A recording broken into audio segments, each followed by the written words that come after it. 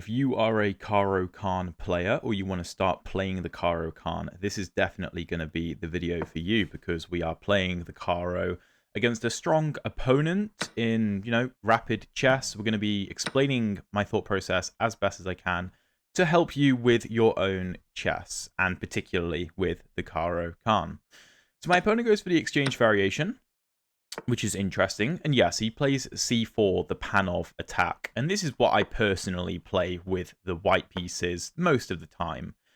And yeah, so this is all very standard. White applies loads of pressure to the center. We defend the center. And the computer in this position often suggests moves like e6, well, e6 particularly, to defend the d5 pawn. But as I recommend in my course, I personally prefer not to play this move e6 because I actually don't want to develop my bishop out this way. I want to fianchetto the bishop and play in a more dynamic way and go after this d4 pawn.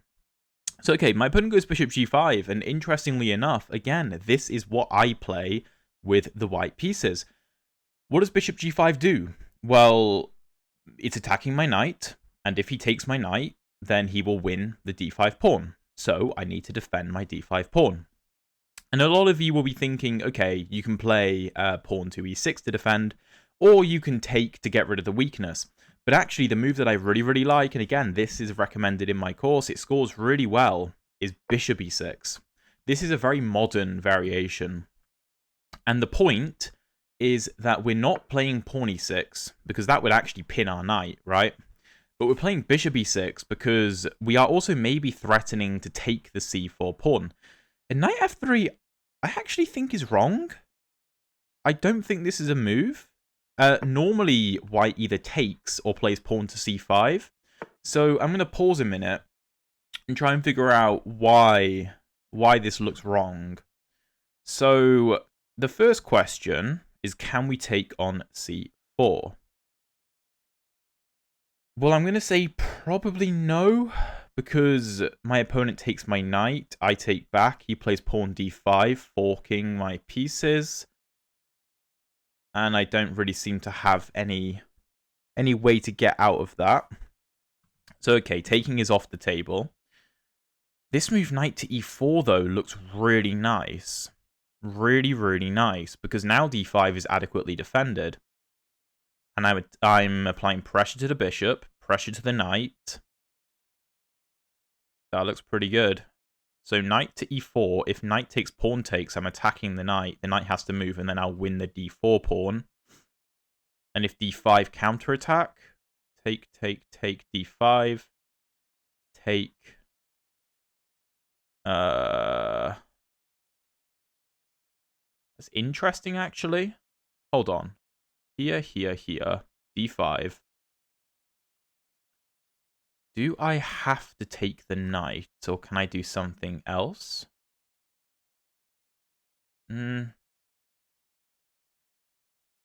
Take. I can trade the queens.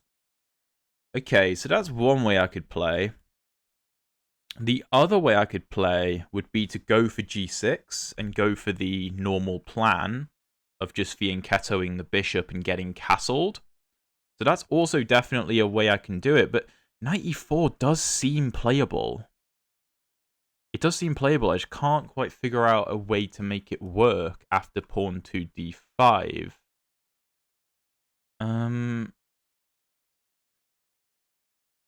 Taking doesn't help me.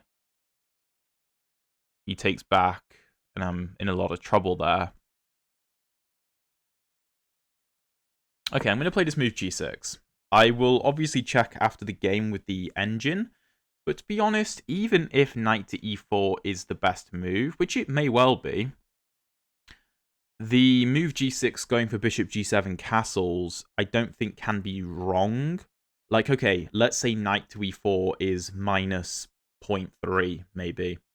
g6 is probably zeros, and there's a lot of chess to be played, right? That does not mean that it's going to be equal all game. Neither me or my opponent are stockfish. So I think this is very reasonable. And this already puts white in quite a dilemma, because if I go bishop g7, this bishop doesn't make much sense anymore, because if he takes my knight, I take back with my bishop, my pawn structure stays intact, and I am very happy. So, to me, it seems like my opponent has to take the knight now, forcing me to double my e-pawns, because, as I've mentioned in previous videos, one of the key ideas in these positions for black is white will most likely commit the pawn to c5. It's very, very likely that that will happen. And if that does happen, I want to play the move e5 to break open white's pawn chain in the center, undermining the c5 pawn in the process, right? And particularly with my bishop fianchettoed, that could open up some really nice avenues for attack. So, to get rid of that possibility, white probably wants to take on f6 now, because then I can't play e5, right? And okay, after take and take, he's not winning the d5 pawn, because it's defended twice and it's attacked twice. But, you know, after take and take, he can go for a move like queen b3, maybe. Applying pressure, that's also completely viable, and could be a bit uncomfortable, to be fair. I mean, maybe knight to e4 is good because it stops that from being a problem. I don't know. But after take, queen to b3, I feel like we can probably take, because it comes with tempo on the queen. Although maybe queen b7 is strong. Queen b7. Knight to a5. Queen b5 check. Bishop d7. Queen c4. No, the queen can't take on c4. That's quite interesting. The queen is almost trapped. She can go to the d5 square, though. And I'm not really sure what happens then. But he does go queen b3. But before taking the knight... Okay. Okay, interesting. So if I go knight to a5... and he gives a check... So knight a5 obviously attacks the queen, defends b7, and attacks c4. Knight a5, and it's defended by the queen. Knight a5, queen b5, bishop d7. That doesn't look very good for my opponent. His queen is almost trapped. Queen c5, pawn e6 traps the queen. So if knight a5, queen a4, bishop d7, he would have to retreat. And then I can probably take, maybe with the pawn. Okay, so that's one option, knight to a5. I could also take here, but I'm concerned about this, so I don't think that's a good idea. I also have to be aware that d5 is under attack. He's gonna, well, he's threatening to play take, take, and take, winning a piece. Knight to e4 doesn't look right. I mean, maybe he can take, probably the easiest. So I'm thinking I probably have to go knight to a5. And this is actually a very normal square for the knight to go to in the Panov attack. In many positions, this bishop ends up on c4, and our knight comes to a5 to attack the bishop. Or the bishop goes to b3, and the knight goes to a5 to attack the bishop. And in many positions, our bishop on e6 is justified in its placement by supporting a knight c4, a rook coming to c8 to add extra support to that. And it can actually be a really active square for the knight to end up on. So I'm not sure about this move, queen to b3. I'm not sure. I'm not sure it works, because these checks don't achieve anything. I mean, maybe he could argue that he's misplacing my bishop. Maybe. But I'm going to take on c4 at the end of the day, supported by the knight, so I don't see how he actually keeps the pawns safe. This looks rather good to me. But okay, what about a move like queen to b4? What about queen to b4? I can't play e6 yet because my bishop's in the way. So he could switch the move order. Instead of giving a check and then going to this diagonal, he could just go to this diagonal immediately, maybe with queen to a3. But I think I just take. And if take and take, there's I mean, he can take here, but I don't think it quite works. Okay, queen a3 played. This queen is not threatening anything. It is pretty useless from what I can tell. I don't really see an issue with just taking the pawn on c4 with tempo. He gives a check, I just drop back. If take d5, I just take. If take and then d5. Sorry. Take. Yeah, no, you still can't go d5. The queen's under attack anyway, and if you move the queen, I just have bishop d7, or maybe queen d7. And there's no knight e5, because the pawn is monitoring the e5 square. So I see no issue with this. I see no issue. And I am really loving my position now, and I think we might just be winning. By the way, if you're enjoying the video so far, please drop a like and subscribe if you haven't already. And if you want to access my full Caro Kann course, check out the link in the description, and you can find a taster of the course. I think there's about 45 minutes of free content on it before you have to commit to any kind of purchase. So check that out if you are interested. But yeah, it looks like we are just straight up a pawn. And this is a very good knight. I mean, we're attacking the queen, we're attacking b2, and we're also controlling the e5 square, which he may want to put a knight on. So he does take. Obviously, we're going to have to take back. And we don't have, like, a massive threat in this position. But we have secured the bishop pair. We are ready to get castled. D4 is also weak. I mean, we're not winning it immediately, but it is weak. I think I would probably like to put my knight on d5. Although if bishop g7 actually, take is of no concern. My bishop pair is really good. There's no pawn d5, at least not immediately. If my opponent, let's say, castles queenside, then maybe I go knight d5 to make sure d5 can't be played. Yeah, that would make sense. Probably? Castle queenside is actually an interesting move. I refuse to believe it quite works because I just feel like I have way too much play, but it is interesting. He goes d5 straight away.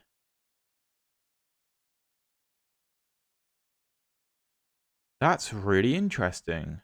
Okay, so what happens if I take? Castle's queenside?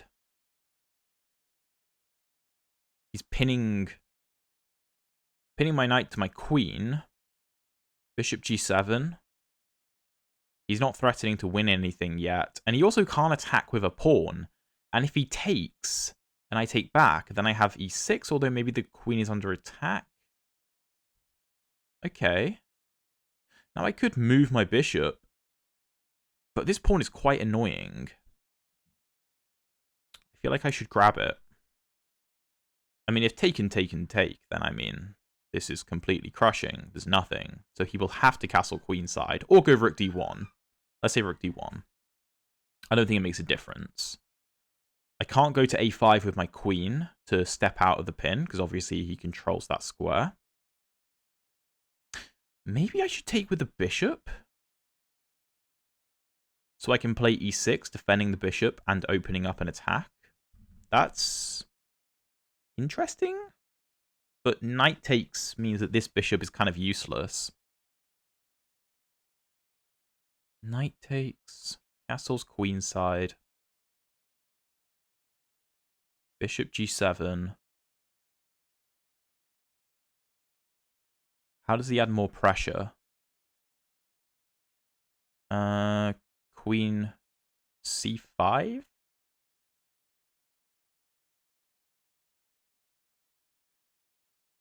Now he is threatening to win. But then I have queen b6. And you have to trade and my knight takes back. So the queen actually can't add to the attack. I'm going to go for it. I think I'm fine. I'm up 2 pawns, obviously. So that's great. But I just don't think white has enough firepower. Because this bishop can't attack my knight. This knight can't attack my knight. Because this knight would take 1, 2, 3 turns to do so. let's say like knight d2, knight f1, knight e3. That's obviously way too long.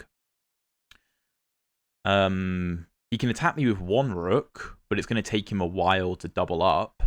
And this queen, the only way she can participate is queen c5. But like I said, I have this important move, queen b6. And if I get given a check, queen d7, and if take, I have king takes. And if knight e5 check, king back to e8. Although my bishop is actually defending f7, so maybe I can just go to like c7 or d6 even. But e8 is probably safest. So I think I'm actually chilling. I think I'm chilling. I mean, realistically, he has to pin my knight, I think. Because I don't see how he has any other play. Yeah, he does go rook d1. So not castle queenside. Bishop g7 makes sense.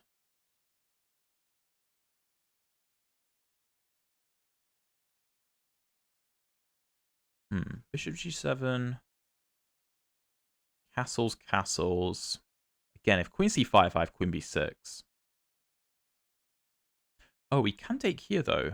And if I take here, he takes back. Oh, okay, that's interesting. That's interesting.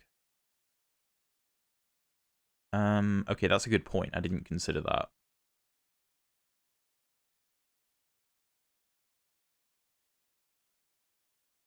Although if bishop g7, actually... Hold on. No. If castles, maybe I can just take this. He can't take back with a queen. So he's going to have to take with a pawn. And then I know my dart squares are weak, but he can't add more pressure. So let's do it. Let's go queen g7. Bishop g7, sorry. I am, however, noticing I might have messed up. Hold on. Knight takes, bishop takes, rook takes. I can't take back because there's mate on e7. Oh, wow.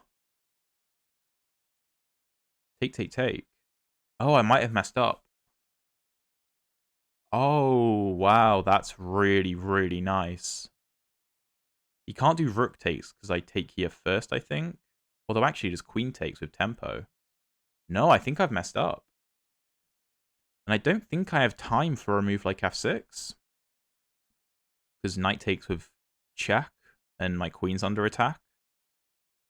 Oh, no way. No way. Okay, if knight takes, can I do something other than bishop takes?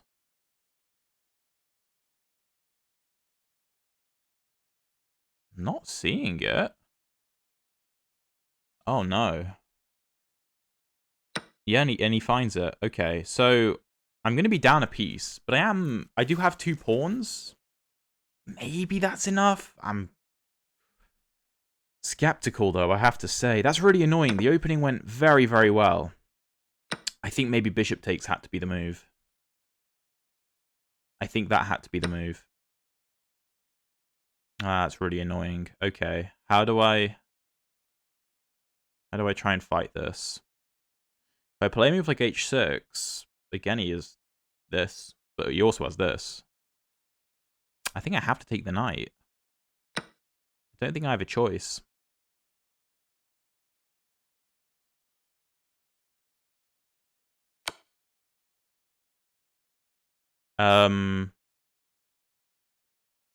What?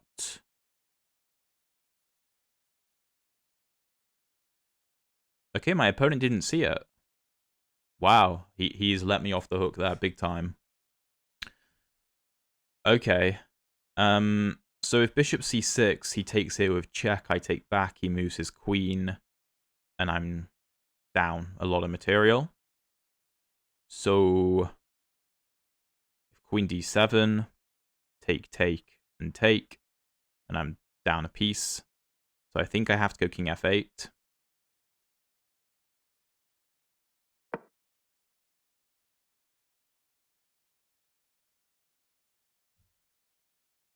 Is my bishop going to be lost after queen b5?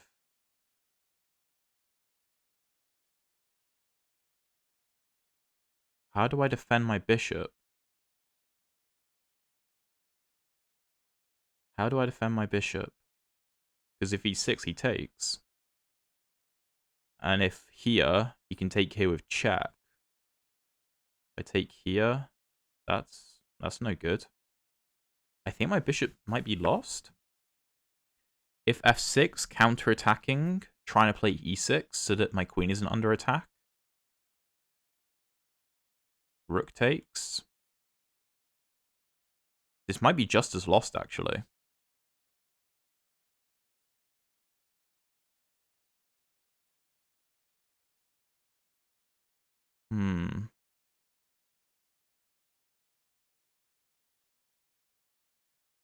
I don't see any viable counterattack against the white king. That's what's really frustrating about this. f6, rook takes.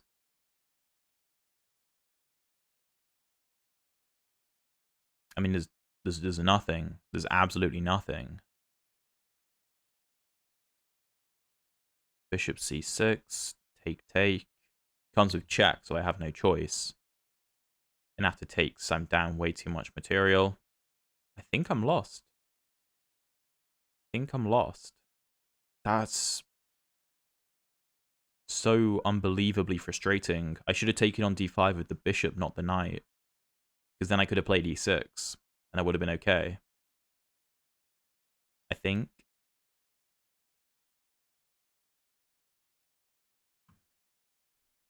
Is there anything here?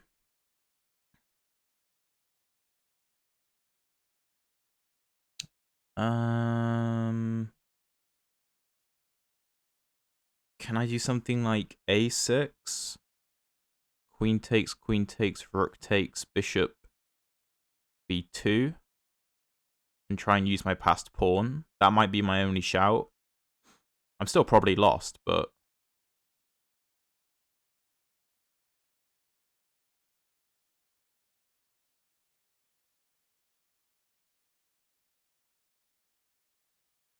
maybe that's my best try. Because he's going to take with a rook. So, okay, let's do this. Because if he goes rook takes now, then pawn takes. I'm very active there. I mean, I'm struggling to get this rook out, but castles, takes. That's not too bad. Again, I am up 2 pawns, so I do have some chances. And this c4 pawn is far advanced. So if queen takes, rook takes, bishop h6, bishop g7. Take is probably good for me. I mean, I think I'm still lost, but castles. Still not good, is it?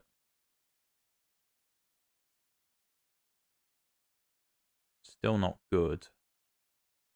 This knight is going to get into the game very quickly. But, okay, I don't think I can be picky at this point. If I have any kind of counterplay, that's better than nothing. So I do have 3 pawns for the piece, which is good. I mean, it is compensation. Materially speaking, we are equal, but okay, that surprises me a little bit.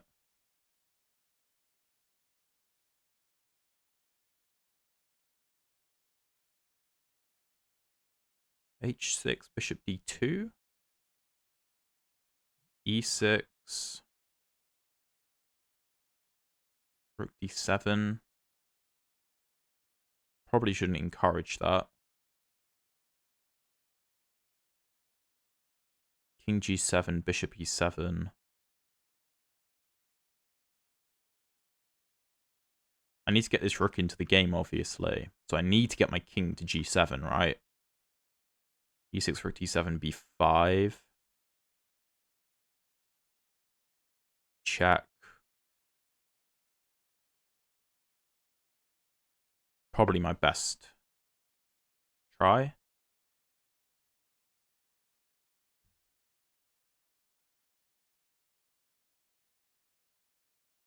F7 could become quite weak.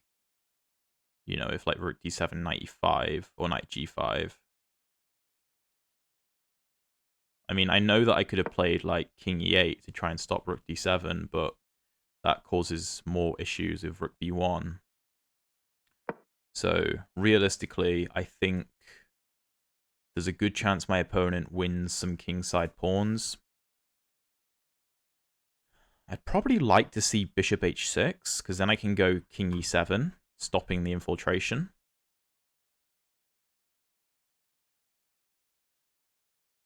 And then after the rook retreats, I can basically ignore the bishop, bring my rooks over, and try and advance the pawns somehow. For now, my bishop is kind of keeping an eye on the knight, which is useful. So I did think my opponent would give this check, because I thought that if I go king... Maybe king e8 is alright, but it just keeps this rook locked in a corner. Maybe I can go like e6, king e7 and get the rook into the game. But I thought maybe bishop h6 I had to go for bishop g7. And after the trade, he can infiltrate. I don't know. But we need to move a bit faster at this point because we are in a lot of trouble. So we can at least try to have time on our side a bit.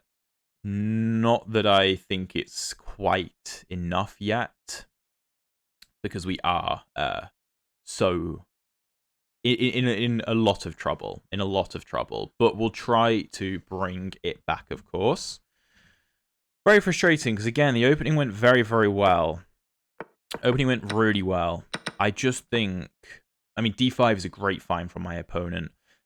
Maybe I should have just stayed patient with bishop f5, or I should have taken here with the knight. Sorry, not with the knight, with the bishop, so that e6 can be played. But okay, we make mistakes. But can we try and bring it back? Can we make up for it? That'll be the question. That will be the question. And it's an important skill, obviously. Because, you know, let's say I get a draw out of this game. It's a game that I should have lost, but I drew, and that's very important in terms of, like, rating, for example. More so for, like, actual over-the-board games, but... My opponent's taking an awful long time here, which I certainly won't complain about. I don't think bishop h6 is good, because I think I can go king e7. I kind of don't understand why he's not automatically playing rook d7. I mean, this is easy to calculate. I'm basically forced to go b5. I don't know. It seems relatively simple. Maybe I'm missing something my opponent's seeing, but it's best for me not to worry about that right now. Rook d2, maybe he's considering? That's kind of interesting. c3, rook d7, b5, bishop f6. That's potentially concerning. So I probably need to keep my bishop on this diagonal for now. So if rook here, okay, he does go rook d7. There we go. Let's go b5. There's no knight e5. If rook here, where do I put my bishop? Well, I need to keep an eye on f6. Maybe bishop c3. If he offers me a trade, I'll come back. If he attacks me again... Rook b1, bishop c3. Rook c1, bishop b2, rook c2, bishop a1, rook d1, bishop g7. I make his rooks kind of waste a bit of time, but he can double up. Maybe I can go c3. Feels a bit rushed, but now the pawn chain is secure. I'm really going to try and use the clock against my opponent. Okay, he does go bishop h6. I think I should slide over rather than going bishop g7, because I can't allow the knight into the game. That seems really bad. But now I can put my bishop on f6. He can offer me a trade. Maybe I bring my king up, and say, okay, we can trade, but I want to get my king to f6, where it's quite active. If he doubles, he doesn't have any threats, but my rook is stuck. The bishop's also covering the promotion square. He does go rook fd1. b4 feels too soon.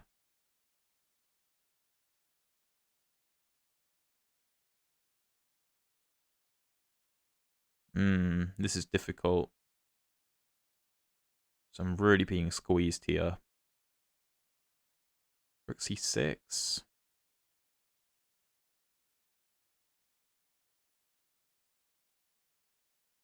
Sorry, rook c8 even. For rook c8, rook a7, repairing rook d7. That's annoying. Might not be able to do anything about it, though.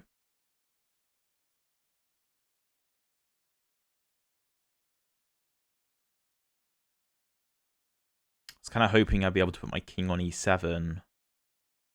But yeah, he's stopping that quite nicely.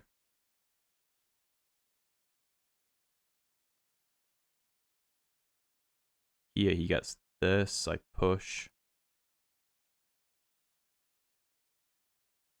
Maybe that's the play, if here I have this.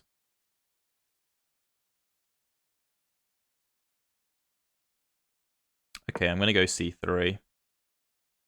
I'm going to go c3. I'm not thrilled by it, but I don't think I have much of a choice. He can't play knight d4, protecting, because his rook is hanging. But he can't go to g7 because c2 comes with an attack. And his bishop also takes his eyes off of c1. Knight to e5 falls into the same problem. And nothing comes with check, which is crucial. I'm not sure he has time to go like rook b7, rook d to d7. If rook b7, c2.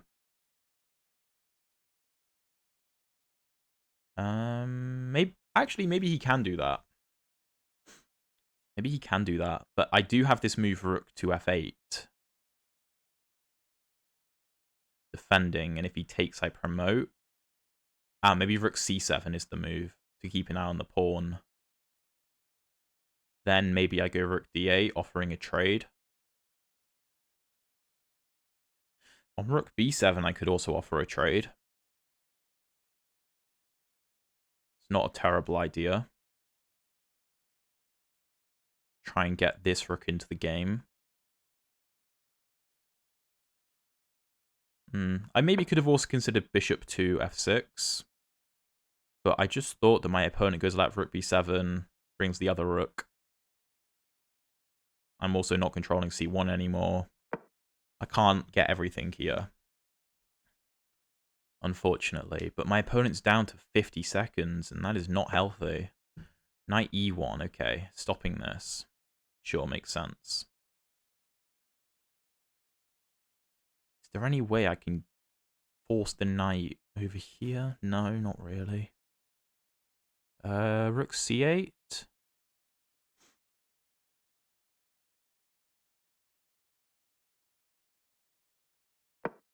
I'm not 100% sure on this move, but okay, knight c2, blocking. Yeah.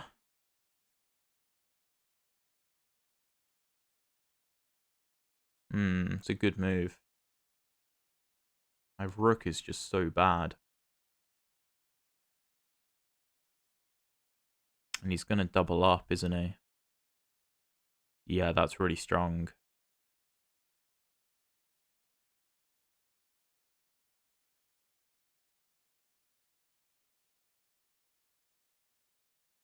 I'm not sure I have another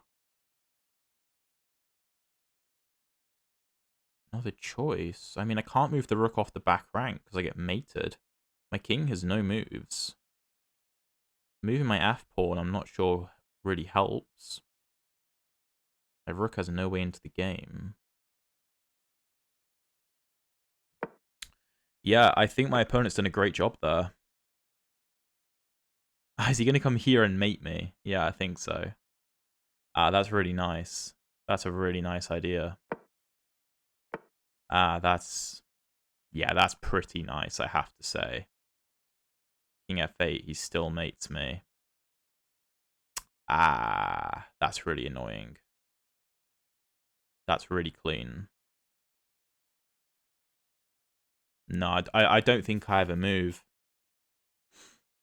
Maybe I should have put my bishop back on f6. Not that I think it would have done much, but yeah, that's so frustrating. So frustrating. I literally don't have a move. He's going to mate me.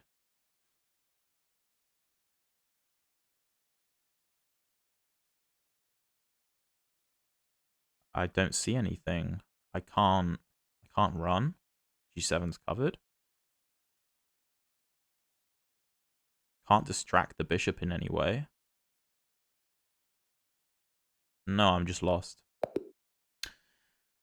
That's so frustrating.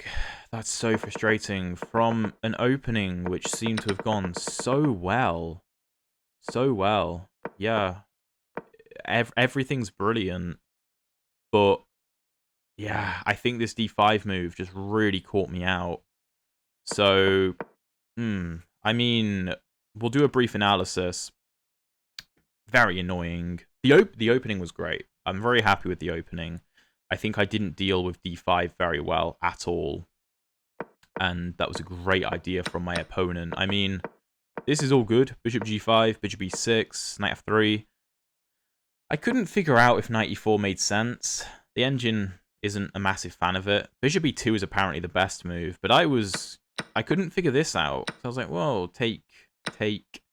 And I basically saw this type of position, and I was like, well, this doesn't look very good for me. How do I ever win this? So queen b3, sorry, g6 makes sense. And I thought maybe my opponent goes like take. And, I don't know, like c5, bishop g7. This is a type of position I'm very familiar with. The queen b3, knight a5 is the best move. Queen a3. And here, taking on c4 is a mistake. Which is baffling. Baffling.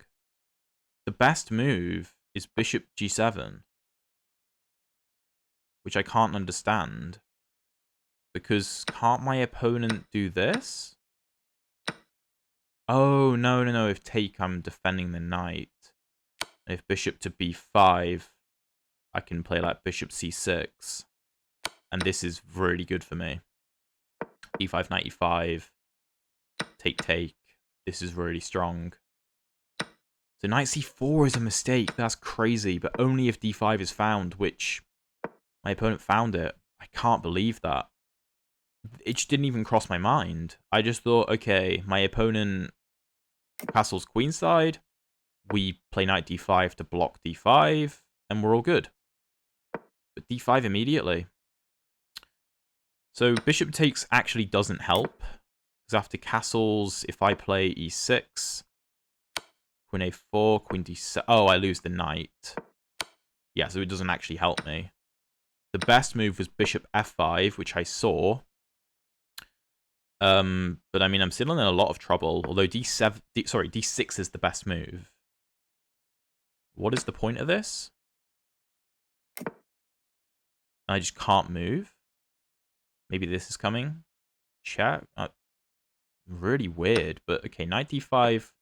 Rook d1 is a mistake, actually. But bishop g7 loses. Hold on. So the best move is f6, blocking the attack on e7. My opponent's best move is castles. Okay, I don't see that happening. I think probably move the bishop. And then queen d7 is best, or king f7, which I think looks more natural. Queen c5 attacking the knight. b6, queen c6, rook c8. Rook d5. And after all of the exchanges, I'm still losing the piece, am I? Sorry, no, I have a rook and 2 pawns for 2 pieces. But I have really strong pawns. So bishop g7 loses because of knight d5, bishop d5, and rook d5. And the point is that I can't take because of mate, but my opponent doesn't see rook d5. He goes queen a4, which is still actually winning. I have to move my king, and queen b5 is the move I didn't realize. But a6 is the best move, forcing queen takes. And I thought maybe I had some play here. I mean, castles is a mistake due to not e6, but b5. And if rook d7? Oh, f6. Oh, and if this, I have this. And f6 also keeps the knight out. Oh, so e6 is the mistake. I should have given my king the f7 square. But he can also play something like rook b1, and it's still actually not simple. Because my bishop doesn't have many squares. And he can probably force a bishop trade. Take b5, and I'm still in a lot of trouble. So okay, rook d7, b5, bishop h6. I should have brought my bishop back, but I just thought I was trading too many pieces. Well, knight g5, actually. He's also threatening this. So if I do this, I lose on the spot. So bishop g7, bishop g7, king g7, knight g5. The best move is rook h2, c8. And if rook takes, king here, rook takes.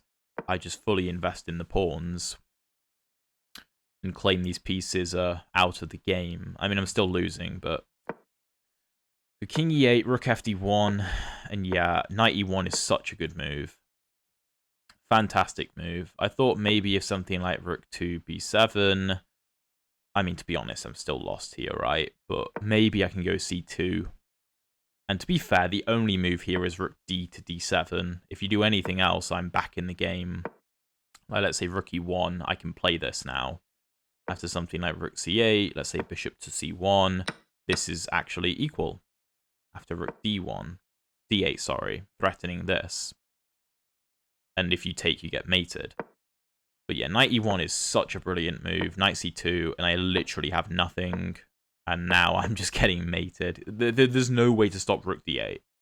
There is no way. So, yeah, I mean, very well played to my opponent. That's really, really well played. That d5 move is incredibly strong. Incredibly strong. And I think this is, unfortunately for me, a really good showcase of why the Panov attack really is one of the most difficult lines to face when you are playing the Caro Kann. And yeah, I mean, it certainly caught me out. But I hope you guys enjoyed this video. If you want to see another game in the Caro Kann Panov attack, check out the video up here. And if you want to see the previous episodes of The Climb to 2400, the playlist is down there. Thank you for watching. I'll see you in one of those videos.